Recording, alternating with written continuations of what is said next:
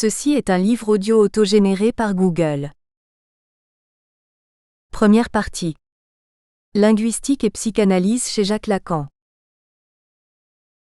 Les sources linguistiques de la pensée de Jacques Lacan. Avant Lévi-Strauss.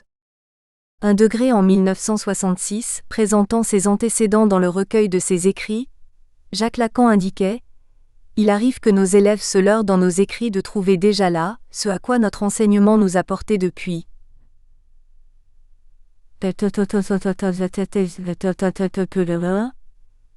Nous nous trouvons donc replacer ces textes dans un futur antérieur, ils auront devancé notre insertion de l'inconscient dans le langage, page 71. De fait, c'est bien avant 1953 que l'on trouve trace, et dans les textes de Jacques Lacan et dans le contexte du mouvement psychanalytique français de l'entre-deux-guerres, d'un intérêt marqué pour le langage, dans sa réalité et dans ses troubles, pour les analyses linguistiques, qu'elles soient de grammaire ou de style, et bien sûr pour la littérature telle que le mouvement surréaliste des années 30 en renouvelle l'expérience. 2 degrés parmi les aînés auxquels Lacan rend l'hommage d'une référence inaugurale dans sa thèse, de la psychose paranoïaque dans ses rapports avec la personnalité, paru en 1932 et republié non sans réticence par Jacques Lacan en 1975, apparaît Édouard Pichon. Médecin, linguiste et psychanalyste, celui-ci est l'un des introducteurs de la psychanalyse en France dans les années 1920. Militant de l'Action française, catholique intransigeant, il est l'un des fondateurs en 1926 de la Société psychanalytique de Paris, puis de la Revue française de psychanalyse. Avec son oncle, Jacques Damourette, il est également l'auteur d'une volumineuse grammaire française intitulée Des mots à la pensée, à laquelle Jacques Lacan fera souvent allusion, par exemple lors de la séance du 9 mai 1956 du séminaire consacré aux psychoses ou dans Subversion du sujet et dialectique du désir, pages 809 et 816 des écrits, et de nombreux articles de philologie. Plusieurs textes de Jacques Lacan témoignent de l'importance de sa rencontre avec Édouard Pichon, dont la théorie grammaticale de l'usage forclusif du ne, en français, le conduira à élaborer le concept de forclusion, qui n'a donc pas son origine dans le discours juridique, à travers la théorie de la dénégation chez Freud. Édouard Pichon présidera à plusieurs reprises la Société psychanalytique de Paris qui constitue alors la première et l'unique instance psychanalytique française. Jacques Lacan en deviendra membre titulaire en décembre 1938, avant de la quitter en 1953 pour rejoindre la Société française de psychanalyse, fondée par Daniel Lagache et Françoise Dolto. Les qualités: Édouard Pichon est à l'initiative de la Commission linguistique pour l'unification du vocabulaire psychanalytique français, dont les débats sur les traductions des concepts freudiens n'ont pas pu ne pas sensibiliser Jacques Lacan aux enjeux théoriques de toute traduction. Ainsi, par exemple, de la transposition du ich allemand en moi français, plutôt qu'en je ou ego comme le suggérait Édouard Pichon, où l'on peut déceler l'amorce de la future problématique lacanienne du sujet et du moi. 3 degrés. Il ne semble pas cependant que l'initiation de Jacques Lacan aux premiers éléments de la linguistique saussurienne se soit effectuée par ce canal. Dans un article intitulé Schizographie initialement paru en décembre 1931 sous les signatures de JLEVYVALENSI, P. Migaud et J. Lacan, et consacré à la présentation et à l'analyse des textes d'une patiente paranoïaque, on relève en note une référence à l'ouvrage de celui qui fut le professeur de philosophie de Sartre, Henri Delacroix, Le langage et la pensée, qui reprend les thèses développées par Ferdinand de Saussure dans son cours de linguistique générale de 1915. Cette monographie psychiatrique développe une analyse des troubles verbaux, nominaux, grammaticaux et sémantiques, dont témoignent ses écrits inspirés, qu'on ne tardera pas, notamment sous l'impulsion du groupe surréaliste, à élever, sous le nom d'art brut, à la dignité d'une nouvelle catégorie artistique. Dans un autre article de la même époque, Le problème du style et la conception psychiatrique des formes paranoïaques de l'expérience, paru dans le premier numéro de la revue Le Minotaure en juin 1933, Jacques Lacan expose l'intérêt que les connaissances psychiatriques peuvent présenter pour les analyses du style et souligne la dimension symbolique et littéraire des délires. Il présente la paranoïa comme une syntaxe originale, qui lui apparaît comme une introduction indispensable à la compréhension des valeurs symboliques de l'art, et tout spécialement au problème du style, en situant clairement sa démarche dans une perspective anthropologique. 4 degrés. La thèse de Jacques Lacan proprement dite, en particulier l'analyse du cas aimé, témoignait déjà de l'intérêt de Jacques Lacan pour la production littéraire de sa patiente, et d'un premier abord de la psychose sous l'angle symbolique. Évoquant par exemple la première traduction française du cas Schreber, parue en 1932, Jacques Lacan reprend et développe la théorisation freudienne à travers les différentes transformations et permutations grammaticales d'un énoncé fondateur, « Je l'aime, lui, un homme », et de sa négation. Engagé dans une multitude de références à la fois psychiatriques, psychanalytiques et phénoménologiques, Jacques Lacan témoigne d'une fidélité à l'enveloppe formelle du symptôme, écrit page 66, qui constitue l'amorce d'un premier repérage du signifiant comme tel, qui connaîtra son plein essor à partir de 1953. 5 degrés cependant, c'est avec Au-delà du principe de réalité d'octobre 1936, écrit page 73, que l'on voit apparaître chez Jacques Lacan de manière explicite la problématique du langage dans sa relation à l'expérience analytique, au discours scientifique et à la constitution du sujet. L'article est pour l'essentiel consacré à la fonction de l'image dans la subjectivité, et s'achève par la formulation de 2 questions. Comment se constitue la réalité à travers les images ? Comment se constitue le sujet, à travers les identifications ? Ces 2 questions devaient faire l'objet d'un nouvel article, qui ne sera jamais écrit, mais dont la communication présentée au Congrès international de psychanalyse de 1936 sur le stade du miroir, écrit page 93, constituait sans doute la matière. 6 degrés dans la description phénoménologique de l'expérience analytique à laquelle il se livre dans Au-delà du principe de réalité, Jacques Lacan met en valeur la prégnance d'une image, dont le patient investit l'analyste. Le défaut de la catégorie du symbolique, manifeste dans l'opposition binaire du réel et de l'imaginaire, n'empêche pas Jacques Lacan d'énoncer à propos de la cure. Le donné de cette expérience est d'abord du langage, un langage, c'est-à-dire un signe. Le langage, avant de signifier quelque chose, signifie pour quelqu'un, écrit page 82. Dès cette époque, la théorie du langage intervient donc pour penser le travail analytique, et introduire à une conception du sujet qui tente à se démarquer du sujet de la connaissance, de la psychologie classique.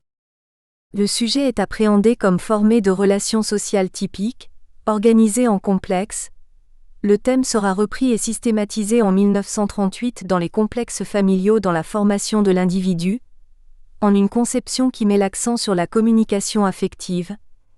La thèse s'ouvrait d'ailleurs sur une proposition de l'éthique de Spinoza, traduite et interprétée par Jacques Lacan comme l'énonciation d'une loi de corrélation entre l'intersubjectivité et le déterminisme affectif. Page 342.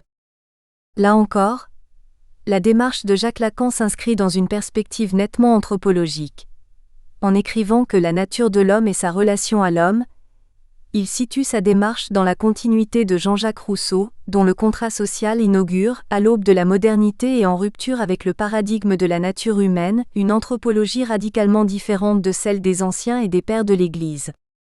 À cet égard, il importe peu, du point de vue qui est le nôtre ici, que Jacques Lacan rejette clairement dans sa conception de l'intersubjectivité, le langage et les institutions sociales élémentaires qui, quelle qu'en soit la genèse, sont dans leur structure marquées d'artificialisme. Écrit page 87. L'important est que sa pensée s'organise en problématiques qui ultérieurement constitueront la trame de son enseignement, et où les concepts linguistiques et la théorie du langage sont manifestement premiers. B. Lévi-Strauss et le moment saussurien. 1 degré. Il semble établi que Jacques Lacan n'ait sinon pris connaissance, du moins pris la mesure de l'enseignement de Saussure, qu'à travers l'utilisation qu'en fit Claude Lévi-Strauss dans l'immédiat après-guerre. Émigré aux États-Unis, celui-ci avait, en 1942, suivi une conférence de R. Jacobson, également résident à New York, qui lui avait révélé l'intérêt des thèses du linguistique genevois. Cette filiation intellectuelle s'est d'ailleurs doublée et compliquée de relations plus personnelles. Le fils de Ferdinand de Saussure, Raymond, devenu psychanalyste à Genève dans les années 1920, fut comme Jacques Lacan membre de la Société psychanalytique de Paris, qu'il a quittée au moment de son émigration aux États-Unis en 1942 également. Or Raymond de Saussure, analysé par Freud, fut le psychanalyste de Marguerite Séchehaye, qui suivit le cours de linguistique générale professé par son père Ferdinand, dont son mari, Albert Séchehaye, allait devenir l'un des 2 transcripteurs. les notes prises par elle constituèrent d'ailleurs un des matériaux de cette transcription. Marguerite Séchehet jouissait dans les années 1930, au sein de la psychanalyse genevoise et européenne, d'une certaine audience, et Freud l'avait encouragée à développer en direction des psychotiques, une thérapeutique originale, dite de réalisation symbolique, où l'on ne peut manquer de trouver un écho anticipé des thèses lacaniennes.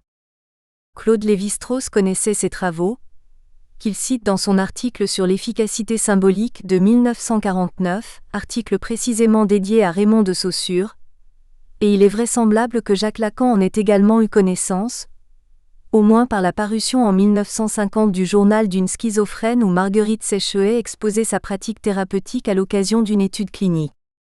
Il semble, en tout état de cause, que les relations de Jacques Lacan avec Raymond de Saussure n'aient pas été au moins après-guerre, d'une totale cordialité, si l'on en juge d'après le qualificatif de simpliste dont il épingle le rapport de ce dernier au congrès de psychiatrie de 1950, confère. Réponse aux commentaires de Jean Hippolyte sur la Verneinung de Freud.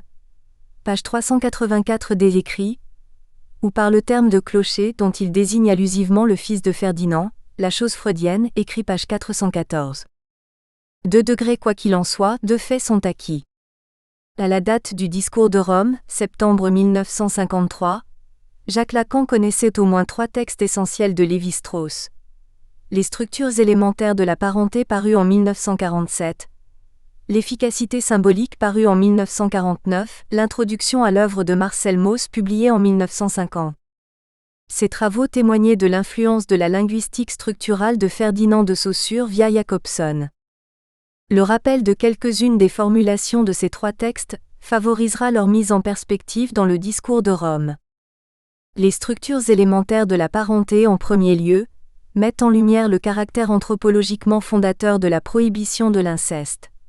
En tant qu'il est universel, générateur d'une logique de don et de dette transgénérationnelle, et indépendant de toute contrainte biologique, l'interdit de l'inceste est élevé par Lévi-Strauss à la dignité d'une norme de toute norme, instauratrice du partage de la nature et de la culture, et de toute société humaine comme telle.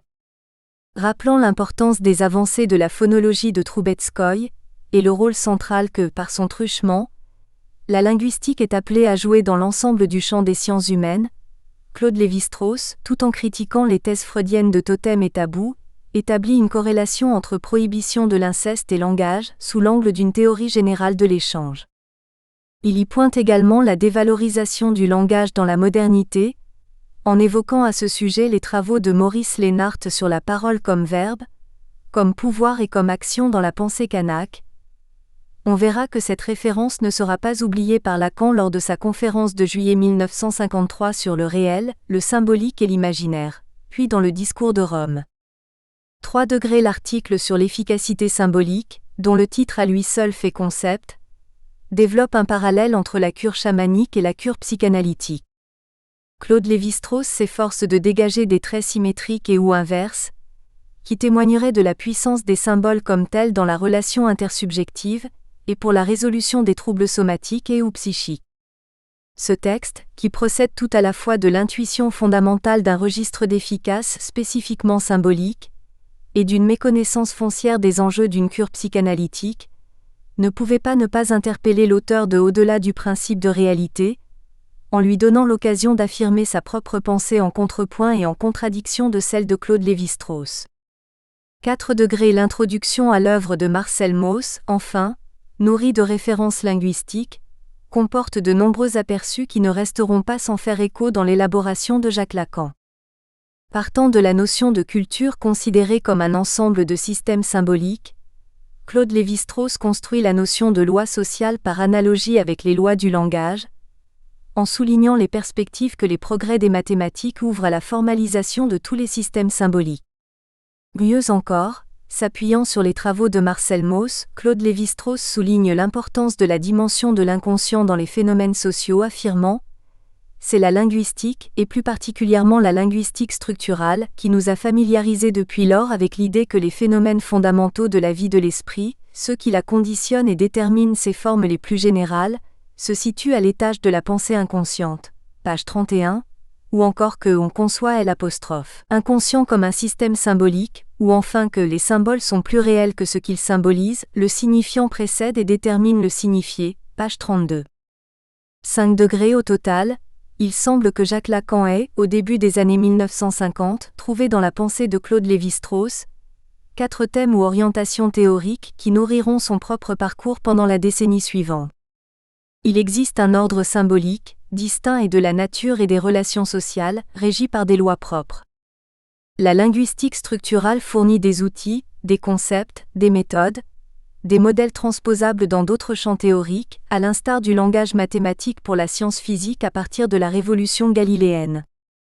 Les phénomènes intersubjectifs sont pour l'essentiel inconscients, étant ici précisé ce qui ressort de l'enseignement ultérieur de Jacques Lacan, à savoir que l'inconscient, en linguistique ou en anthropologie, n'a rien de commun avec le concept de l'inconscient freudien.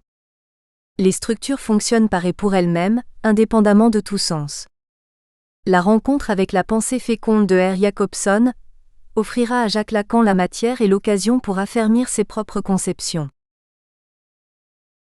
C. Présence de Jacobson. 1 degré linguiste d'origine russe, né en 1896, Roman Jacobson manifesta très tôt des dons de polyglotte et une passion marquée pour la littérature. Très impliqué dans l'école formaliste russe et le cercle de Prague, il découvrit la pensée de Saussure dès les années 20 et contribua à sa diffusion en même temps qu'il en nourrissait sa propre élaboration théorique.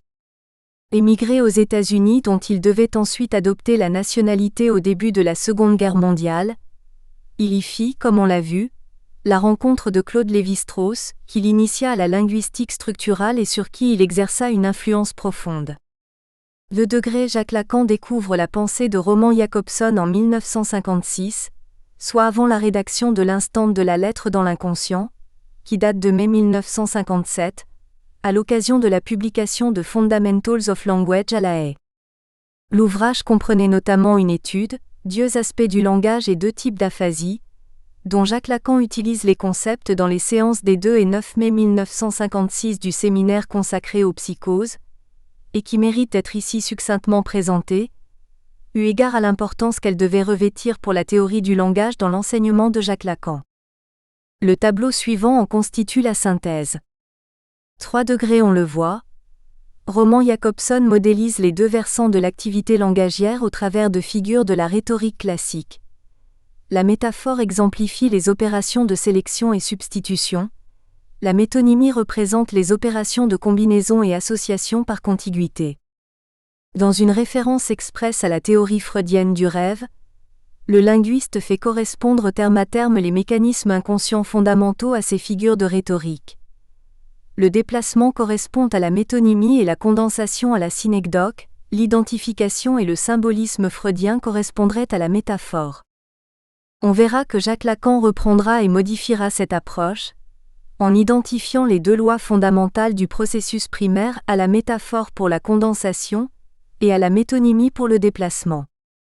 Selon N. Ruet, traducteur de l'essai de Roman Jacobson, celui-ci explique cette divergence par l'imprécision du concept de condensation, qui, chez Freud, semble recouvrir à la fois des cas de métaphore et des cas de synecdoque.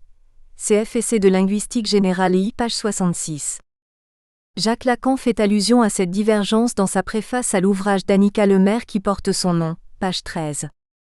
4 degrés L'importance des thèses de Roman Jacobson dans la conceptualisation lacanienne se marquera encore dans l'usage abondant que fera Jacques Lacan du concept de shifter élaboré par Roman Jacobson, dans un article initialement publié en anglais en 1957, traduit en français en 1963 sous le titre « Les embrayeurs, les catégories verbales et le verbe russe », Essai de linguistique générale 1 page 176.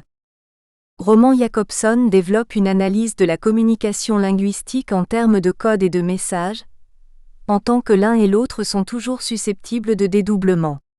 Le message peut renvoyer au code, mais aussi à un autre message, le code peut renvoyer au message, mais également au code lui-même. Cette structure permet de définir schématiquement 4 configurations. 5 degrés Le shifter correspond donc à un élément du code linguistique qui renvoie nécessairement au message.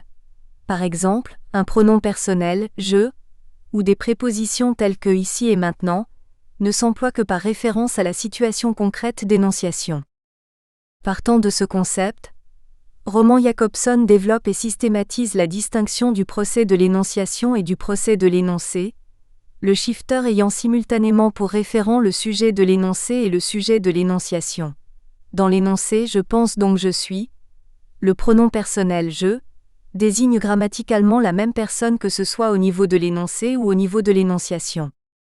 Cette théorisation ne pouvait pas ne pas intéresser l'auteur du Stade du miroir comme formateur de la fonction du je. De fait, Jacques Lacan utilisera à de très nombreuses reprises, en les transformant, les thèses de Roman Jakobson sur le shifter, par exemple dans le séminaire sur les formations de l'inconscient, pour l'analyse de la théorie du mot d'esprit chez Freud et la construction de ce qui deviendra le graphe du désir, ou encore dans Subversion du sujet et dialectique du désir, qui, en septembre 1960, amplifie et systématise les enseignements de ce séminaire, cf. Écrit, page 793 et suivante. Indépendamment de ses apports théoriques et de l'intérêt constamment renouvelé de Jacques Lacan pour l'œuvre théorique de Roman Jakobson, et même s'il n'est pas certain que ce dernier se soit... Nous espérons que vous avez apprécié cet aperçu. Pour continuer à écouter ce livre audio sur Google Play Livres, utilisez le lien dans la description de la vidéo.